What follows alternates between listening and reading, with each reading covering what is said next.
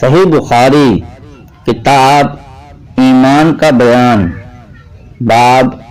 اور اگر ایمان والوں کے دو گروہ آپس میں لڑ پڑے تو ان کے درمیان صلح کرا دو، ان کا نام مومن رکھا ہے۔ حدیث نمبر 31۔ ترجمہ: ہم سے سلمان بن حضب نے بیان کیا، کہا ہم سے شعبہ نے بیان کیا، انہوں نے اسے واصل حضب سے، انہوں نے معمور سے، کہا میں ابو ذر سے زیادہ میں ملا، وہ ایک جوڑا پہنے ہوئے تھے اور ان کو غلام بھی وہی جوڑا پہنے ہوئے تھا۔ میں نے اس سے ان کا سبب دریافت کیا تو کہنے لگے کہ میں نے ایک شخص یعنی غلام کو برا بلا کہا تھا اور اس کو ماں کی غیرت دلائی تھی یعنی گالی دی، تو رسول اللہ صلی اللہ علیہ وسلم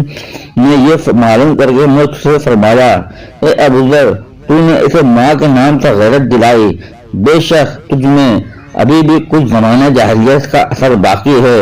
یاد رکھ ماتحت لوگ تمہارے بھائی ہیں، اللہ نے اپنی کسی مصلحت کی بنا پر تمہارے قبضے میں دے رکھا ہے،